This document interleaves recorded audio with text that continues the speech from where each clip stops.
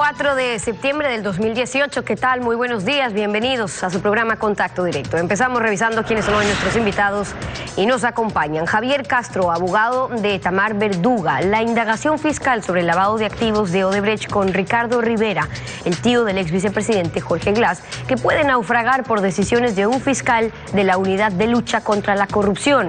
En el juicio de divorcio en Miami aparece información del banco Merrill Lynch sobre el tránsito de dinero en cuentas ligadas judicialmente a Rivera y el caso Odebrecht. Lo vamos a analizar. También estará José Cabrera, vocal del Consejo Nacional Electoral Transitorio. La principal misión del Consejo Nacional Electoral, que es preparar las elecciones del 2019 para alcaldes, prefectos, consejeros nacionales de participación ciudadana, corrigiendo lo que pueda con transparencia y evitando desfases en el calendario electoral para cuando asuma el CNE definitivo. Y además nos acompañará Juana Vallejo, la gobernadora del Guayas. A los 30 años regresa al cargo la primera mujer gobernadora del Guayas para enfrentar un panorama de inseguridad ciudadana que se observa en calles, en casas, en el transporte público, ríos, carreteras, que sin embargo las estadísticas oficialmente desmienten. ¿Solo percepciones o realidad? Se instaló en Quito la reunión técnica con delegados de 12 países para analizar el flujo migratorio irregular venezolano y sus efectos en la región. Los diplomáticos discuten acuerdos de regularización y mecanismos para obtener fondos externos y atender a quienes huyen de la crisis económica y humanitaria. Hoy habrá una resolución y, entre tanto, Delcy Rodríguez, la vicepresidenta de Venezuela, se pronunció. La masiva migración venezolana, convertida en crisis humanitaria, es analizada en Quito con la presencia de delegados de 12 países de la región. A la reunión técnica no asistió ningún representante del gobierno de Venezuela. La silla permaneció vacía. El canciller subrogante Andrés Terán señaló que el actual flujo migratorio de venezolanos requiere de respuestas para quienes no tienen acceso regular a los diferentes países y son vulnerables a la trata, explotación laboral, abuso sexual, entre otros delitos. Requiere obligatoriamente la solidaridad internacional concertada, robusta, eficiente y adecuadamente coordinada. Según datos de la Organización Internacional para las Migraciones y el Alto Comisionado de las Naciones Unidas para los Refugiados, ACNUR, entre 2014 y 2018 han salido de Venezuela aproximadamente 2,5 millones de venezolanos, siendo este año el más crítico, con más de 1 millón de personas. A la cita regional asisten delegados del Banco Interamericano de Desarrollo, del Banco Mundial y la Corporación Andina de Fomento para analizar el financiamiento de proyectos de desarrollo para atender la crisis humanitaria. A fin de gestionar, obtener y canalizar los recursos y el apoyo técnico y financiero que requieren nuestros países para atender esta problemática. Horas después de instalada la reunión en Quito, desde Caracas, la vicepresidenta de Venezuela, Delcy Rodríguez, minimizó la crisis migratoria atribuida a las políticas del gobierno de Nicolás Maduro. La peor crisis humanitaria que vive hoy el mundo es una crisis causada por la OTAN, causada por países de la Unión Europea en África y en el Medio Oriente. La cita regional terminará este martes, en donde se dará a conocer las conclusiones. ¿Qué tal, Alfredo? Buenos días, ¿cómo te va? Muy bien, Estefi. Buenos días a todos. La ausencia de Venezuela en esta reunión técnica de los países de la región para buscar soluciones que conduzcan a garantizar los derechos humanos del mayor flujo migratorio irregular dentro del continente, demuestra contundentemente el ningún compromiso del gobierno de Nicolás Maduro, ningún compromiso con el específico problema migratorio y ningún compromiso con todos los aspectos del problema. En el tema político incluso, ha utilizado la credibilidad del Santo Padre y se ha mofado del sistema interamericano. No es competencia de este foro migratorio, pero la verdadera solución a todos los problemas migratorios, económicos, humanitarios y políticos se encuentra en extirpar esta dictadura.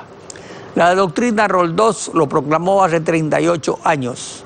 Los derechos humanos están sobre la soberanía inhumanitaria.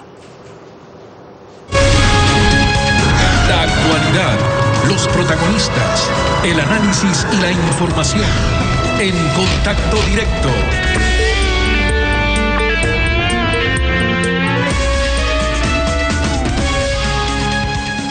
En la sentencia condenatoria del caso Odebrecht por asociación ilícita, páginas 167, 168, 172 y 173, se determina que Glory International, domiciliada en el paraíso fiscal de las Islas Marshall, es el vínculo entre Ricardo Rivera, sin ningún cargo público en el gobierno, con su sobrino, el vicepresidente Jorge Glass, jefe de los sectores estratégicos del Estado, y la constructora Odebrecht, principal contratista de los sectores estratégicos.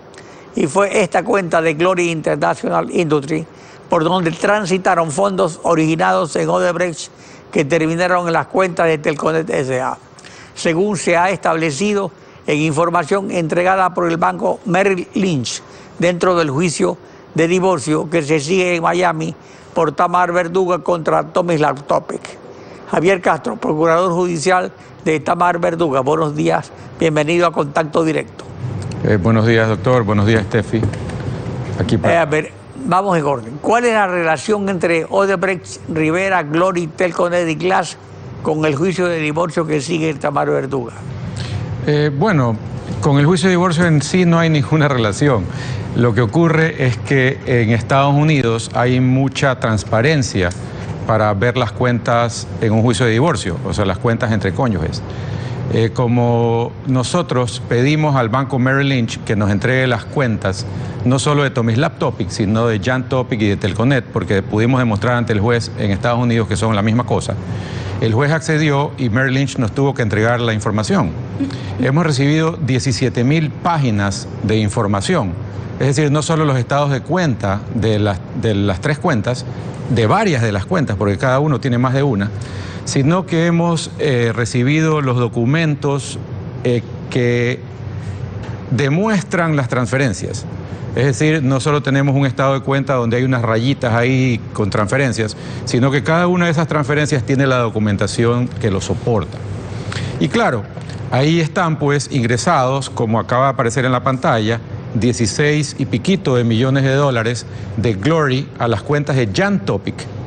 Y de esos 16, Jan Topic transfiere a Telconet, a cuentas de Telconet, 14 y piquito de millones. O sea, hay un poquito menos de 2 millones que se reparten entre otras personas. ¿Entre quién se reparten? Un señor que se llama Igor Krochin Lapenti, por ejemplo, que es el gerente de Telconet en Quito. Un señor Villacreces, que también trabaja en Telconet, que se llama Francisco Villacreces, y se pagan, por ejemplo, y aquí viene una cosa muy interesante, se pagan ciertos gastos, o sea, esa plata de Glory se utiliza, sale, para pagar, por ejemplo, y aquí tengo un ejemplo que quiero mostrarlo en la cámara, aquí hay $86,900 que salen a Television Trade and Services LLC, y en la referencia dice Servicios Televisión Satelital. Y firma Tomislav Topic, transfiriendo ese dinero de Telconet a un proveedor de televisión satelital. O sea que es verdad esto que apareció en los correos electrónicos de esta persona que era de confianza, Ricardo Rivera, que lo entregó a la Fiscalía, donde habían pues correos electrónicos en que Rivera le decía a Topic, págame esta cuenta. Entonces, ¿en qué consiste el lavado de activos? El lavado de activos consiste en que entra dinero por un lado del túnel, sale por el otro lado del túnel. Y esa es precisamente la investigación que hay que hacer. Si es que ese dinero, ¿en qué se utiliza? Sabemos que los 16 millones que ingresaron, 2 se repartieron entre ciertas personas. ¿Y los otros 14? Entonces, eso es lo que le hemos dicho al fiscal César Suárez Pillay, que hay que investigar qué pasó con esos 14. Porque esos 14, ahora, algunos regresaron a Rivera. Por lavado de activos que sigue el fiscal César Suárez Pillay de la Unidad de Transparencia y Lucha contra la Corrupción como delito conexo de la asociación ilícita entre Odebrecht, Rivera y Glass.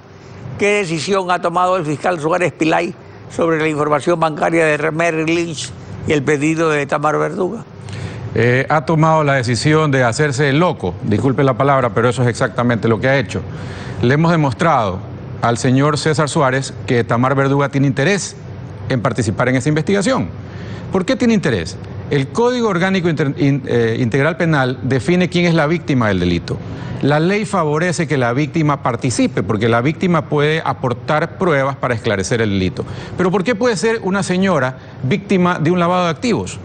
Porque Topic no recibió la plata de Glory en las cuentas de Telconet. La recibió Jan Topic, la recibió a nombre del hijo y el hijo las pasó a Telconet. ¿Qué hicieron con esa plata? Aumentaron el capital de Telconet para diluir la sociedad conyugal.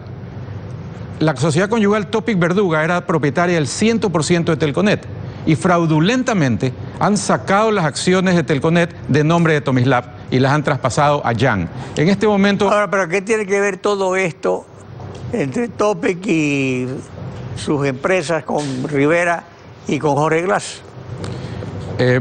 Bueno, eso es lo que tiene que investigar Suárez Pillay y tiene que dejarnos a nosotros participar.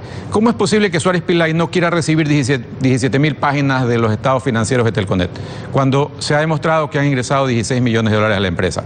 O sea, salen del otro lado del túnel y ¿a dónde regresan? A lo mejor, no sabemos, regresan a Jorge Glass o regresan a otros exfuncionarios del gobierno, porque a Rivera sí le pagaban las cuentas.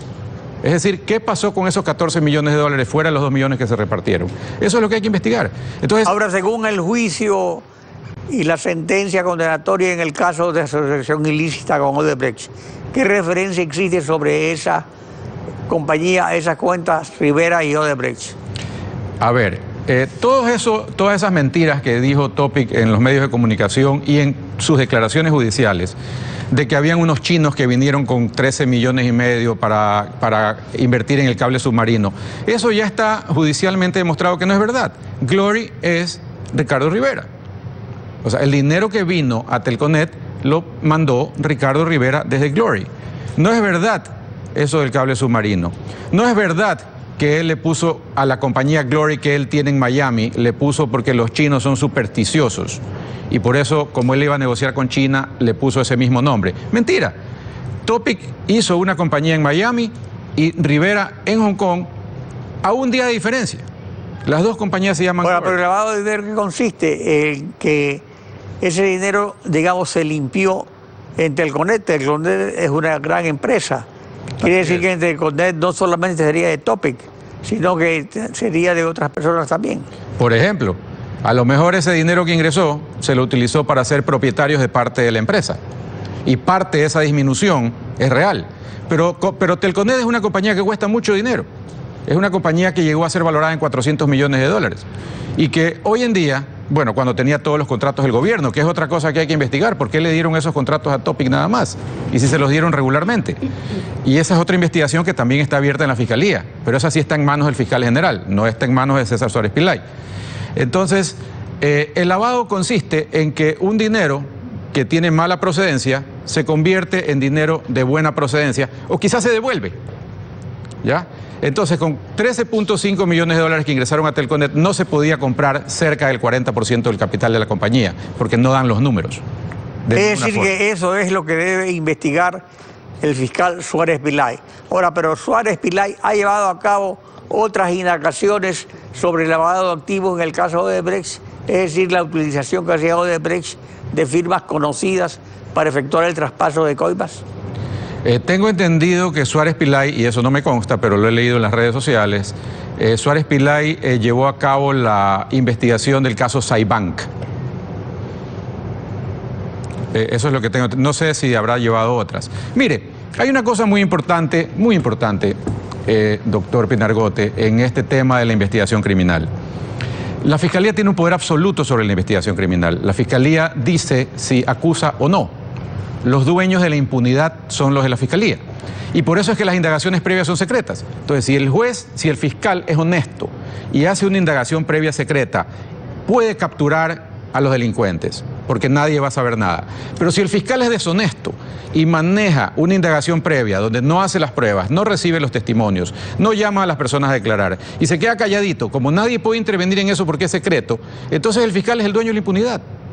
Y eso es lo que no puede pasar. Queja ante el fiscal general Paul Pérez Reina y el Consejo de la Judicatura? Sí, señor. Yo presenté ya una carta al doctor Paul Ponce Reina el 16 de agosto quejándome de César Suárez Pillay. Y también le mandé copia de esa carta a la unidad de lavado de activos para que también sepan allá. Eso es importantísimo porque la unidad de lavado de activos es parte procesal en estos casos. Ahora, si se rechaza por Fiscalía esta información bancaria y la participación de Tamar Verduga en la indagación por lavado de activos, queda sin probar la ruta del dinero en el caso Odebrecht, delito conexo de lavado de activos. Bueno, no vamos a permitir que eso pase, doctor Pinargote, no vamos a permitir que eso pase. Tamar Verduga tiene derecho a presentar denuncia, Tamar Verduga tiene derecho a ser acusadora particular en su calidad de víctima. Y es lo que va a hacer, ella va a ejercer sus derechos porque ella tiene un interés en este proceso. Javier Castro, abogado de Tamar Verduga, gracias por acompañarnos en Contacto Directo. 7 de la mañana con 16 minutos, vamos con ustedes a una pausa y al regresar conversamos con José Cabrera, el vocal del Consejo Nacional Electoral Transitorio. El compromiso de que el calendario electoral de las elecciones 2019 no se desfase y se cumpla con transparencia. Y regresamos, no se vayan.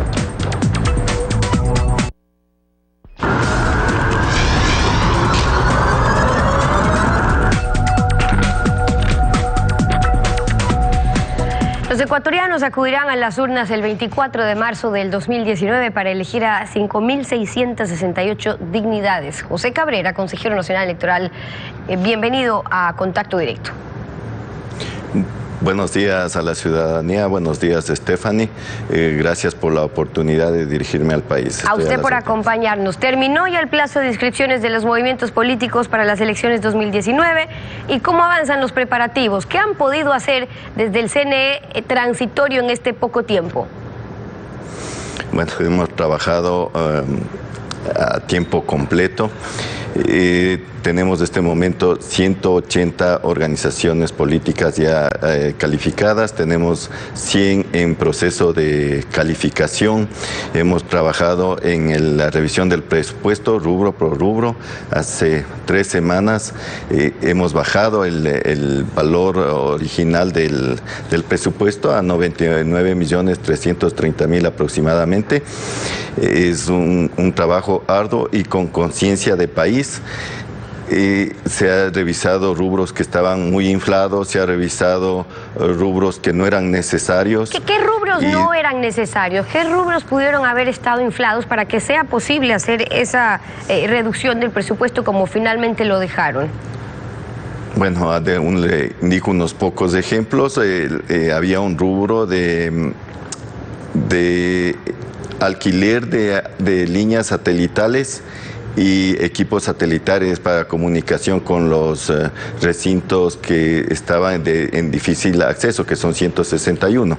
Hemos hecho un convenio con las Fuerzas Armadas, estamos trabajando en conjunto con las Fuerzas Armadas, de tal manera que ellos, al tener los equipos satelitales, puedan colaborar con el Consejo Nacional Electoral y con el país en definitiva en ese tema.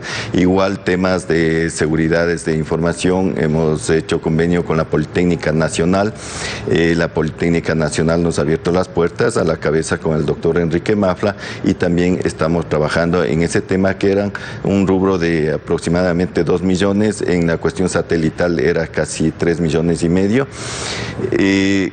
Había otro rubro de posicionamiento, por ejemplo, del Consejo Electoral mediante medios de comunicación. El posicionamiento del Consejo Electoral no es a través de propaganda, sino de hechos, de trabajo, de eficiencia y de eficacia.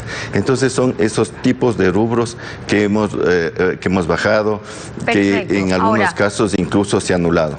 Y en aras de ese posicionamiento que finalmente se da cuando con los resultados la ciudadanía puede ver qué papel está desempeñando el Consejo Nacional Electoral, es que en los últimos procesos se han hecho también algunas observaciones. La misión de observación electoral de la OEA, por ejemplo, en las elecciones del 2017 para primera vuelta, dijo que hubo inconsistencias que tienen un origen en el proceso de modernización del registro civil, también la digitalización en el ingreso de los archivos físicos de los ciudadanos, también en el registro de personas fallecidas.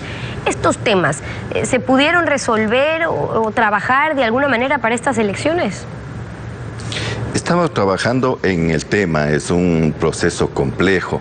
Es imposible decir que en 60 días se puede depurar completamente el padrón. Hay inconsistencias en la información que nos entrega el registro civil. Han hecho un trabajo, es verdad, pero todavía existen ciudadanos que están fallecidos y sin embargo constan en el padrón, ciudadanos que tienen 2 números de cédulas, ciudadanos extranjeros que constan en el padrón. Estamos trabajando en conjunto con el registro civil. El día de mañana vamos a tener una reunión con los funcionarios del registro civil porque básicamente se ha encontrado la mayor parte de ciudadanos extranjeros que se encuentran en el padrón por una situación de contraposición en las leyes. El registro civil tiene en su ley que la cédula de identidad expira en 10 años. Mientras que el Código de la Democracia en el artículo 12 indica que no se tomará en cuenta el periodo de caducidad de las cédulas. Entonces, al ponernos ellos en cédulas expiradas, en un estatus de cédula expirada, a nosotros ese estatus no nos sirve, porque entran todos. Entonces, ciudadanos extranjeros que han estado más de 10 años han entrado a ese estatus de cédulas expiradas que para nosotros nos es indiferente. Por esa razón estaban entrando al padrón ciudadanos extranjeros como que fueran ciudadanos ecuatorianos. Ahí hay una observación. Luego el tema de que todavía personas que hayan fallecido aparezcan y luego se habla y se tiran la pelotita de dónde están, más bien, dónde está la dificultad para que se pueda coordinar toda esa información. Pero cada que terminamos un proceso electoral se dice, bueno, para la próxima no alcanzamos. Evidentemente esta responsabilidad de ustedes, siendo transitorios 60 días, pues es imposible que lo puedan solucionar. Pero hay plazos de un año hasta el otro, por ejemplo, en un tema electoral en el que todavía no se avanza lo suficiente en ese tema. Y hay otros, como las observaciones de emisiones de observadores, por ejemplo, que para las elecciones pasadas no se contó con una observación ciudadana de la Unión Europea. Aquí mismo un senador español que estuvo en el país decía que no había una muestra de confianza, que debió haber apertura para que el Parlamento Europeo, por ejemplo, que ya tenía hasta sus fondos preparados para venir, pueda dar sus observaciones. Pero una cosa es que vengan para las fotos 3, 4 días, que una observación con meses, 3, 5 meses de antelación, decía él. ¿Qué pasa sobre eso? En cuanto a las invitaciones a los observadores internacionales, eso se encargaría ya el Consejo Electoral Definitivo. De todas maneras, nuestra obligación es dejar encaminados los procesos. Regresando al tema del padrón electoral, sí, efectivamente, yo fui parte del equipo de auditores del 2017. Fui una de las personas que denunció este asunto de las personas que estaban fallecidas y sin embargo se encontraban en el padrón. Por eso es el reto, el tratar de depurar ese padrón, y si no alcanzamos, por lo menos dejar encaminado de tal manera que el Consejo Electoral Definitivo que viene continúe el proceso y no haya un paso atrás.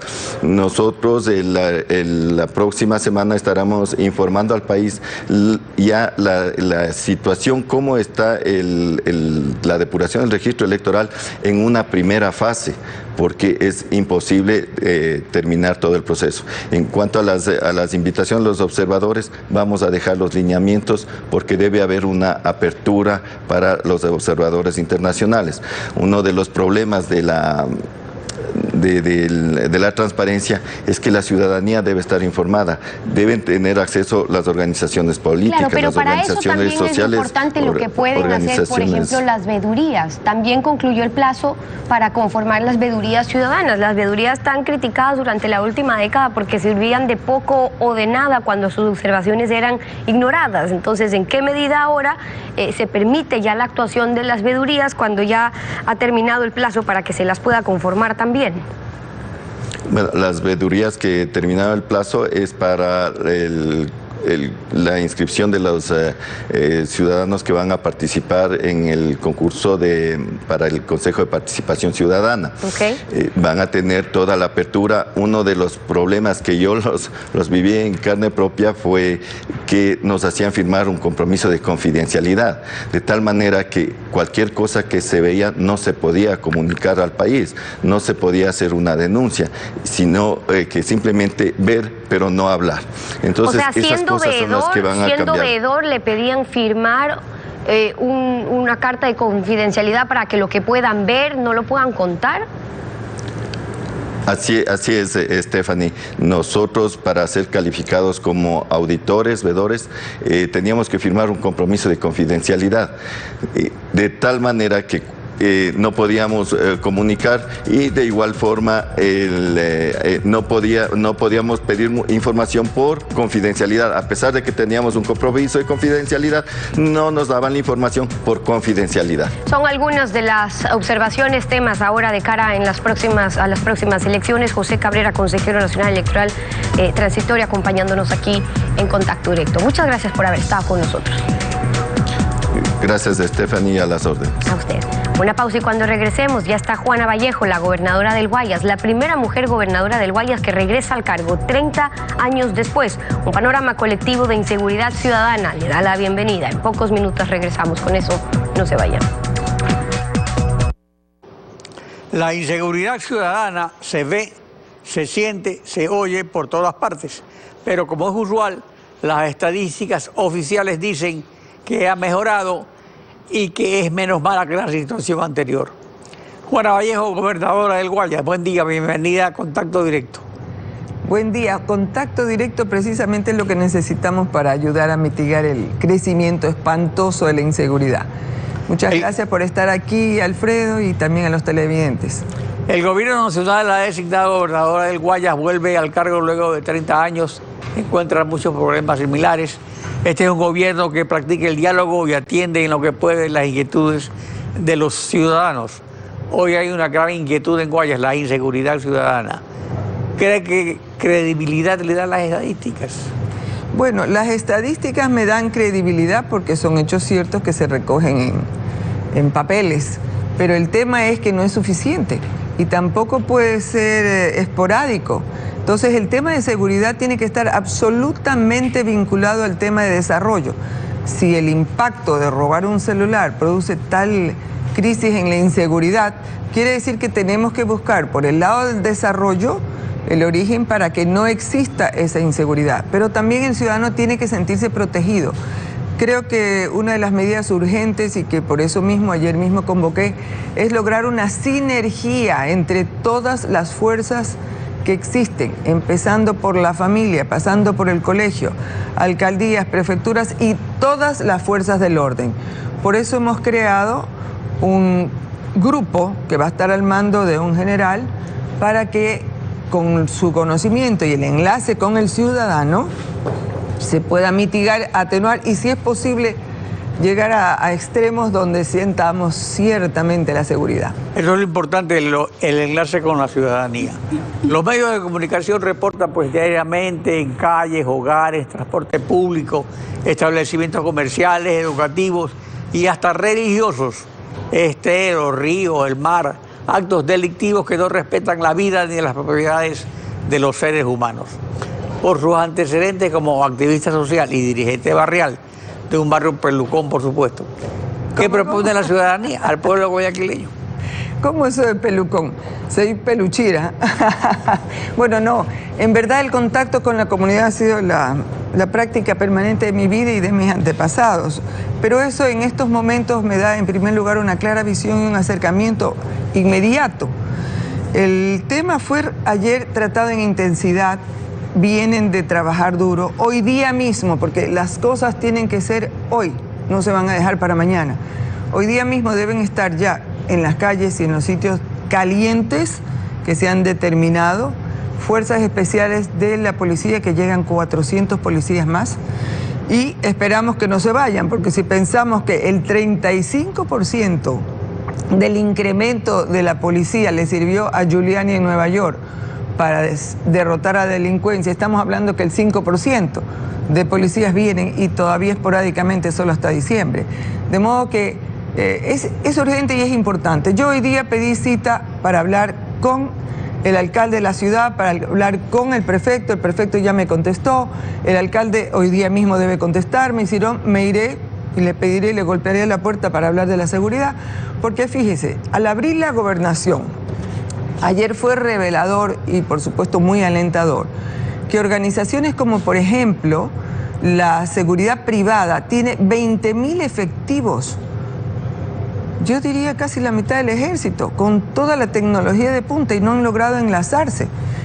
Por otro lado, en las cámaras de seguridad de la alcaldía les hace falta 3 policías.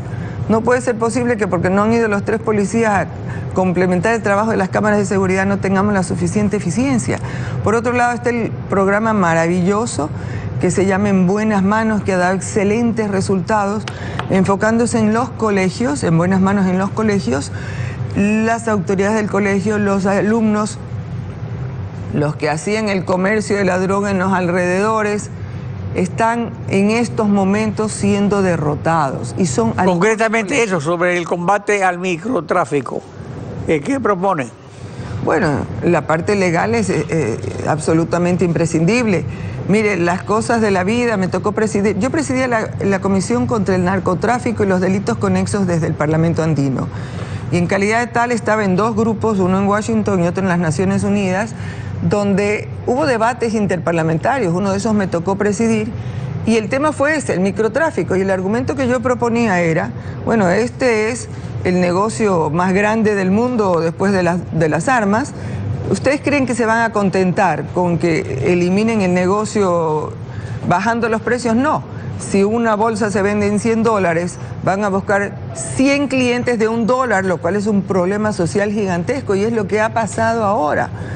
De modo que es un problema integral donde todos tenemos que estar presentes. El presidente fue muy claro y por eso acepté la gobernación, en que sea una gobernación de concordia, de puertas abiertas. Bueno, eso sería coordinación. Por ejemplo, sobre el microtráfico, hay un proyecto de ley que ha presentado un legislador social cristiano, Vicente Arellano, que propone alguna solución y que no se trata de este proyecto todavía. Entonces, en eso su gestión podría ser útil. Sí, desde nuestra gobernación, la gobernación que está alineada con el pensamiento social del presidente Moreno, se puede hacer algún esfuerzo mayoritario porque técnicamente es urgente y necesario, pues habrá que hacer lo necesario para que este problema del microtráfico desaparezca, porque no puede ser posible la abuela, la mamá, el padre, los chicos empacando, porque ese día tendrían que comer y repartir, y sin embargo estamos cediendo el Estado a la narcoguerrilla y al narco todo lo que tiene que ver con el delito, porque son delitos conexos horrorosos, incluido el lavado de activos. Entonces, hay problemas urgentes y necesarios.